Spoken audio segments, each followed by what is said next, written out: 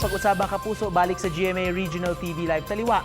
Ining padayon nga pagsaka sa mga kaso sa COVID-19 dinhi sa ato atong kumustahon ang mga tambalanan kung kumusta naman ang ilang pag-atiman sa mga pasyente. Karong buntaga mga kapuso, makauban nato ang administrator sa Lapu-Lapu City Hospital, Dr. Ronald Oporto. Pangumustahon nato ang ilang sitwasyon dito. Good morning, Dr. Oporto.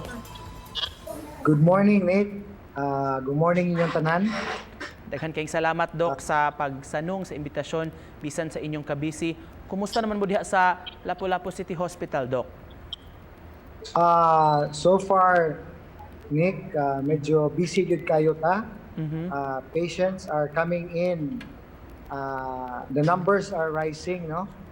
Sa mga suspected nato nga mga COVID patients. Mga suspect pa, wala pa man ma-confirm. Tungod sa siguro nit sa panahon nga medyo sige nag-uwan. So, syempre, naagyo'y daghan kayong ipangtrangkaso, pang-ubo, sipon, and then tungod sa kahadlok siguro nga naay COVID, usahay ang unahuna nila, basig na COVID na. Doc, sa usang ka statement sa Cebu Medical Society, I would like to quote, gihulagway nila kining alarming surge of cases nga kuno, quote-unquote, exhausted and overwhelmed na ang atong health system dinhi sa ato. Mao ba pud ni Doc ang inyong na-experience diha sa Karahay? Yes. Yes, tinuod gina, Nick. In fact, for the past months, sa 3 months good after sa pagdeklarar gyud sa COVID nato nga pandemic, ang ato ang mga nurses are working 12 shifts a day. Dako kayong yung pasalamat nga maski inani nga sitwasyon na kaning amo mga nurses diri sa hospital, kaluoy sa Dios, Sir Nick, wala gyud na positive kay grabe mi ka sa amuhang careful sa amuhang pag-attend sa mga patients suspected of COVID. Kunya gi-increase na mo ang number of mga oxygens na mo karon kay mao gyud pinaka grabe og consumption karon sa sitwasyon nato. Ang inyong panginahanglan sa mga tangki, Doc, no? Murag dako kayo ang pagsaka? Yes, yes sir. Normally before, in 3 to 5 days, mo gamit rami og mga mga 40 kanang tanks sa regular lang nga kanang kaso lang. Pero pag sugod yun sa COVID pandemic nga case nato, hapit na naabot everyday maka-consume 25 to 30 tanks a day.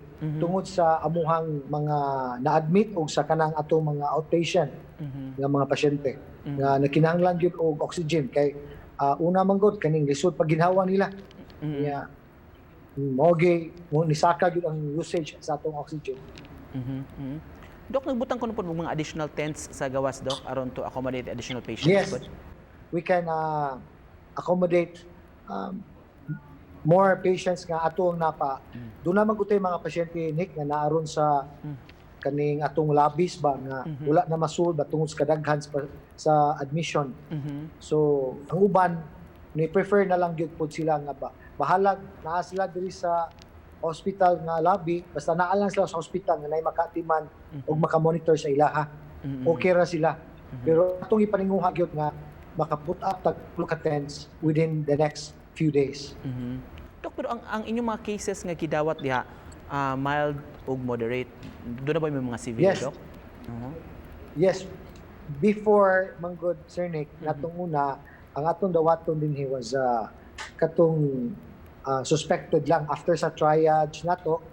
Pag masuspect nato sila nga COVID patient sila or COVID symptoms sila ba? Na sila COVID symptoms nga mga SARI-like nga mga kuan in kanang manifestations, gidawat nato na sila niya pag ma-confirm atong ibalhin nato una sa Vicente Soto. But karon wala naman, dili naman mo dawat tanang hospitals maski diri sa amo sa ARC puno na maglisod na tao admit nga si taga diri pa sa Lapu-Lapu. So ang gibuhat na mo tungod kay dili man nato mabiyaan atong pasyente. So ato silang gi-akomodar na lang yun. Gi-swab nato diri pag-abot, pag human, pag ma-positive, we put it on the isolation areas, and then naatay COVID team na mao gini-handle nila. Doctors and nurses and staff, attendants, na mo gini atiman nila. In kaso, Doc, budawat gihapon mo og patients from other areas or mo limit na ba mo for kaning mga taga-upon lang po, Doc? Yes, actually, Nick, priority ginaton taga Lapu-Lapu. But you know, in emergency cases, you cannot deny these people getting sick. You have to attend this. Imo gini silang atimanon. No matter, you ask questions later, imo gini silang atimanon.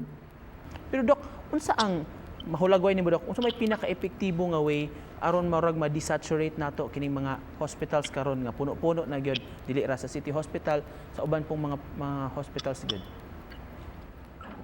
Well, ang ako yung suggestion sa gyud ani nga una ato yung ipatuman nga ato ang tinud-anay nga social distancing o pagsulob og mga mask nga kuan gyud stricto gyud implement kay ug dili ni nato buhaton bisag unsaon nato bisag unsa pagkakumpleto ang hospital dili gyud siya maka-akomodar sa kaso nga manood everyday. So muna akong hangyo sa mga ato ang makaigsunan nga at hangyon sila nga disiplina gyud. Kay wa tay disiplina bisan pag unsa ka gwapong hospital puno dinatanan. Bisag unsa pa kadaghang doctors of nurses di na ginamatiman na mo kay grabe ang musud nga pasyente kung walay daghan king sakit walay disiplina. Do you think, Doc, in your opinion, murag gi-downplay ra sa mga Cebuanos kini nga maong contagion, Doc? Murag wala ra hatagig panumbaling? Well, dili lang sa ingon ana, no? Pero at first medyo nahadlok gid ang mga Cebuanos ani kita tungod kay igsunan nahadlok ani pero tungod man gud nga people have to go to work, have to earn a living.